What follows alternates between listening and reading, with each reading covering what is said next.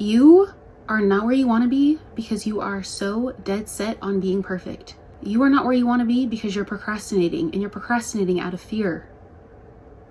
Yeah, that's something I had to say to myself. Today, I'm kicking off a new series called A Safe Space with Blake, where we're just getting ready but chatting. We're getting ready to glow from the outside, but also talking about how we can glow better from the inside. And today, that involves not procrastinating anymore. So let's do it. You guys, perfectionism is something I seriously have been struggling with for honestly the past couple years now that I have been trying to make content. Also, I've kind of been a perfectionist my whole life, but I feel like it really has not become as debilitating as it is now until like the past couple of years, until I like started to put myself out there on the internet making videos. And I actually made a video about this a couple weeks ago, honestly just sharing, not thinking anything of it. And I just got so much feedback from people that are creators, but also people that struggle with this like literally just in their daily lives. And somebody in my comments called it perfection paralysis, and I was like, that is the word. That's it. I feel like it's just this little voice in your head that's constantly telling you that whatever project you're working on, like it's not good enough, you can do better. And it just literally leaves you with this feeling of being stuck. You know, it's like a constant overthinking. And I feel like it becomes so exhausting to the point where like you just don't want to do it anymore. Like you just end up putting it off and not even wanting to be bothered with whatever the project is anymore. And that's like how I can get with making content, is just like I literally become so paralyzed that I just won't do it at all. Even if I finish something or like I make a video, if I don't like the way it came out, it's not gonna ever see the light of day, which like ultimately is such a waste of time and energy. And I feel like when you are a perfectionist, your standards are probably 10 times higher than the next person's anyways, and the video was probably perfectly fine, or whatever project you were working on is probably perfectly fine. And the little things that you're nitpicking, probably no one else is gonna notice, but like you notice it, and it literally leaves you like stuck. So I literally just had to have a conversation with myself like, you could have been that girl by now if you weren't so pressed to be perfect, or if I wasn't overthinking myself into paralysis, literally. I think one thing that I had to realize is that perfectionism is actually just a mask for fear. And a lot of times that's the fear of being perceived, the fear of judgment. You know, it can even be the fear of your own potential. You know, people are going to judge and have opinions regardless, but half the time they're really not even thinking about it as deeply as you think they are. For me, the perfection paralysis shows up as like filming an entire video and then deleting it because one thing was off. But I think for the next person, it could be like starting your resume and not finishing it, you know, procrastinating on starting that business or enrolling into school, you know, because you're afraid of your own potential, or because you're afraid of change, or you're afraid maybe of starting over and what judgment might come from that. You might be procrastinating on redecorating your home because it doesn't look exactly like, you know, your inspo pic from Pinterest. I look back at all the ideas that I didn't post, you know, the drafts or the completed videos, the amount of effort that took, and really realize how much growth I actually missed out on simply because I was waiting for something to be just right. I don't want to keep doing that, and neither should you. I think truthfully what a lot of people are desiring right now is authenticity and like the real you and the raw and authentic you.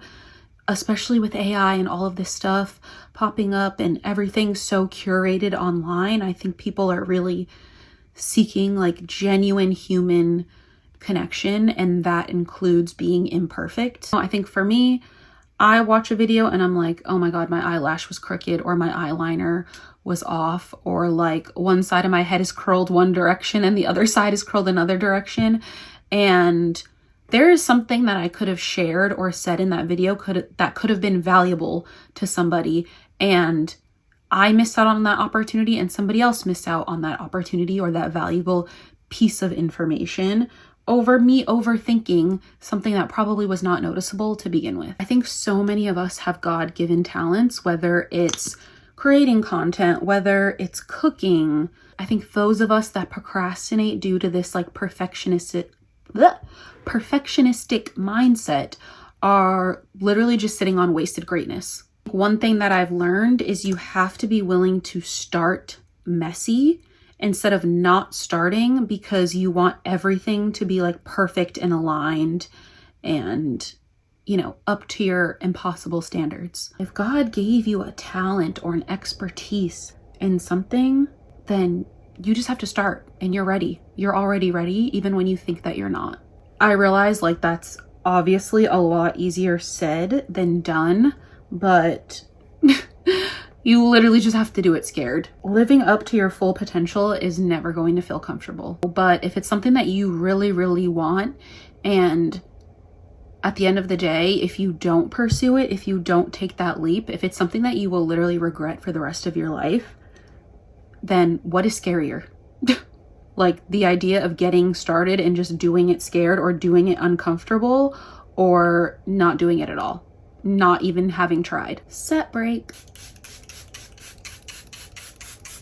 I do think that there is a benefit of like having high standards for yourself and the quality of the work that you produce and put out there. You know, we all want to be excellent. We all want to be great, but I think it's about finding the balance between having high standards for yourself and producing quality work and literally becoming so paralyzed by your standards that you end up not even taking any action at all. I think a kind of like exposure therapy, for lack of a better word, would just be like, okay, you produce something, maybe it's not completely up to your standards, but getting used to just posting it anyway, just so that you're continuously showing up. I think that you just get better and better at it the next time. For me, it's like you analyze the video, all right, you already nitpicked it, you already know what you didn't like about it, but you put a plan in place to do it better next time, maybe more efficiently next time, but you don't harp on it.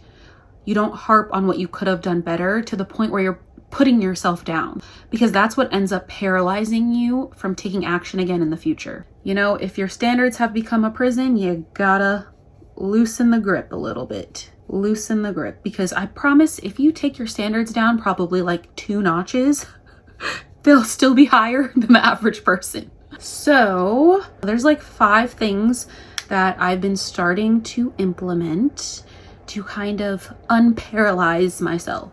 Number 1, like I said earlier, start anyway, post it anyway, whatever the case may be, because even if it's a 70 out of 100, C's get degrees. Number 2, focus on one person, not the crowd. And what I mean by that is focus on helping just one person. If whatever your project is going to help one person, then your job is done. But you literally cannot appease everybody. I don't think we're put on this earth to appease everybody. So your project, whatever it is going to help a select group of people, and focus on doing it for them. Focus on reaching them and know that there's purpose behind that. Because whatever you're doing, everybody is not going to be satisfied with. Somebody's going to be mad, and let them. Number 3 would be set a timer, whether it's 30 minutes, an hour, you know, give yourself the allotted time to complete whatever that task is, whatever that project is, and then know when that time is up that it's good enough. I also find, like, for me, trying to multitask and do or accomplish too many things at once or in a day, then I feel like I can't give everything like my time and attention that like it deserves.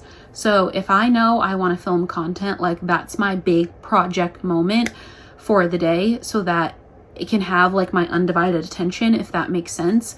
Because if I'm trying to do too many things at once, then something's going to get half-assed. Dedicate certain days or certain time slots to just focus solely on that. Because if you already have these super high standards and you give yourself time to really lock in on something, then it's going to come out great.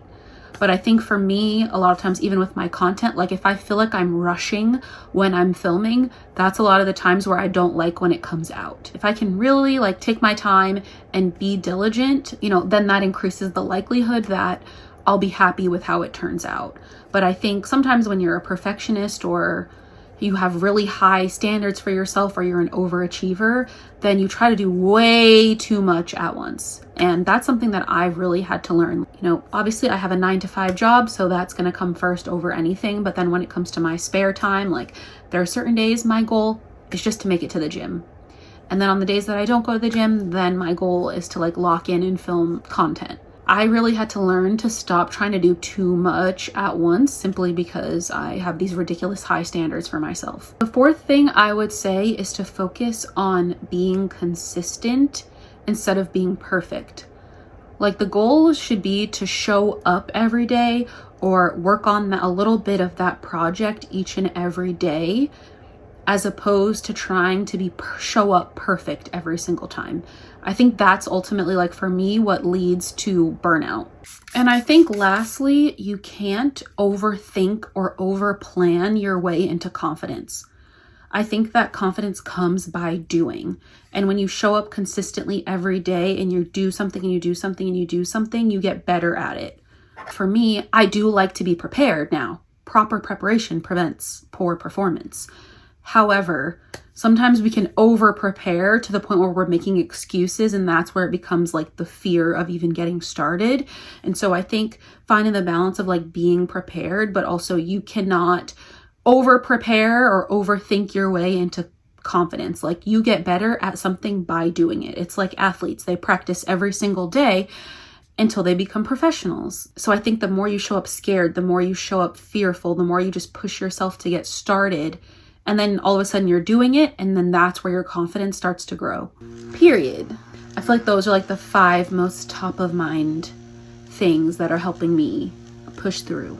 A post that I do not hit submit on could be the one thing that really impacts somebody in a strong way. And I'm letting myself down, I'm letting that person down, I'm letting God down who called me to do this, and that can't happen. Sometimes good enough is okay. Your good enough could change somebody's life. I think a huge part of it is letting go of the belief that you're not valuable or your work is not valuable unless it is flawless. That is untrue. Like, good enough sometimes is enough. It can feel like we're failing, but you know, you're not failing. You're just hiding behind perfect. I think another thing that I've had to come to terms with is like being better about showing myself grace, because you know, you only get so much time in life, and I feel like I've wasted too much time, and then, you know, you end up kicking yourself or being hard on yourself, and that's not going to work. Like, you have to show yourself grace. It's all a part of your growth journey. It's important to remember that we are all on divine timing, and although you may feel like you are behind, you are actually right on time. Everything happens when and how it's supposed to. I always try to remind myself that everything happens for a reason. I think setting realistic goals for yourself is important too, because as somebody who, you know, tends to be a perfectionist and overachiever, I can set kind of unrealistic goals for myself. That's not to say don't dream big, but I think sometimes I can be unrealistic about my capabilities, literally just as a human being. And I say that to say that, like, sometimes it means I'm just pushing myself too hard, right? And I think you have to have the balance of like of pushing yourself, but knowing your limits at the same time. Because I think sometimes I can set like unrealistic standards for myself and then disappointed when I like don't accomplish everything that I wanted to accomplish in this like ridiculous time frame. Like, it just doesn't make sense. And in order to accomplish it, I literally would have to like neglect other things or neglect, you know, basic human needs. And so be kind to yourself is what I would say. I heard this quote that said, perfectionism is fear dressed up as discipline. Ooh, dang.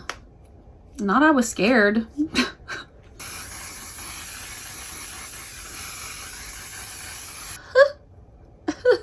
even now I'm sitting here like, oh, these aren't the eyelashes I normally wear. Like, I'm not gonna like the way this video turns out because these are not my usual eyelashes. And it's like, girl, be for real, like, relax.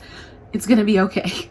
I need to start my hair too while I'm at it. Ooh, shall. But another thing I just thought about, I feel like I keep saying that, and another thing, but I'm literally just, you know, spewing out all of my thoughts in this video. But I think another thing too is, and somebody pointed this out when I had first posted about this, is that sometimes it can just be a trauma response. And I've been in therapy for like 4 years. And so that's one thing I would tell people like to look at is, are you a Virgo or do you have unresolved trauma?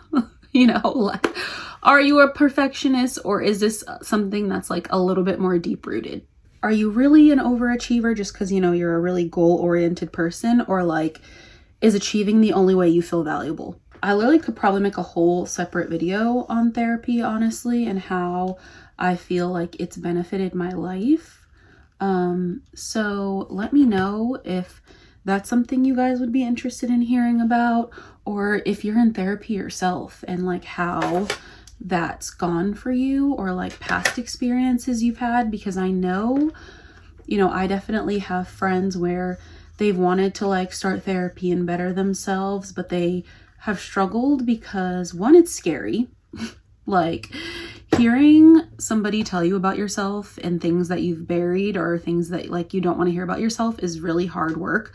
But I think also finding a therapist that you're comfortable with can also be really hard, but also like especially if you are Black, because I think like less than 4% of therapists in the whole country are Black. So I think that can be a part of the challenge. But yeah, let me know if you would like be interested in hearing about my journey with therapy. But yeah, I think a lot of times the perfectionism can definitely be a trauma response, and that's definitely something that I, you know, would look into, because yes, a lot of these tips are going to help, but I find that with therapy, like getting to the root causes of things is ultimately like what helps with healing. Doing something that you're called to do is also just going to be so uncomfortable as is, on top of like your perfectionism. And I think for me, like posting and talking about this type of stuff on the internet, completely like out of character for me. It's just not my natural personality. And I don't know if I even would have gotten to this point in my life where I feel comfortable doing it had I not gone to therapy and, you know, dealt with my own traumas and triggers. Because I think ultimately when you really like attack those things and face them head first and you do the work, then it ends up making you a more confident person. And I think that's why I'm able now to make content, which is something that is like so out of my comfort zone. All right, hair is done, makeup is done. Let's go find an outfit. Jeans and a top is always a winner. If you saw my Zara vlog, then you know that I recently picked up this top, and we're just gonna do like jeans, heels, and call it a day. I have these dark denim balloon jeans. I've worn these a couple times. These were a great purchase. Like, the dark denim is always a yes. Shopping lately is just so tragic because I'm just not paying like $100 for a mediocre dress. Catch me when the sales start, please. I'm layering the Fenty Butter Drop. I'm obsessed with the smell of this. Okay, then I've been loving the Valentino Born in Roma lately. This lasts a long time, like it's strong. I've been sticking with gold accessories lately. I like these earrings. They're actually two-tone. I think these would be cute. Lately, no matter what earrings I wear, whether they're real, not, sterling silver, 18 karat gold, whatever it is, I have been getting the worst eczema behind my ears. If this has ever happened to you, please let me know and tell me what you did to help. Throwing on my gold watch. Shoe, I can do, I mean, these match perfectly. They're like midi pumps. I only wear midi heels if you're new here because I have flat feet. Or I can do gold midi. This will be the bag of the day if that makes a difference. Okay, also, I think these Desi sunglasses are literally my favorite pair of sunglasses that I own. Okay, so I think I like the olive. I feel like I could use another bracelet. Okay, we're ready. We made it to the end of the video. I'm proud of myself for getting up and filming today. I hope you take this video as your sign to get up today, get started, to stop procrastinating, to stop being hard on yourself. Remember to stop waiting to feel ready. The best way to feel ready is to just by diving in and doing it. Remember that done is always better than perfect. You do not have to be flawless. Release yourself from the shackles of needing to be flawless. Instead of focusing on who might judge, focus on who you are helping, even if it is just one person. Now, set aside time, do what you need to do, move forward, but don't harp on it. Do it and then walk away. Release a little bit of control. And lastly, the confidence is going to come just from simply taking action.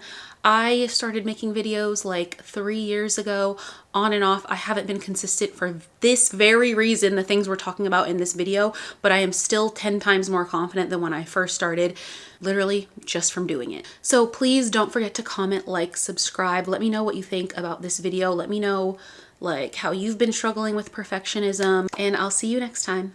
Bye.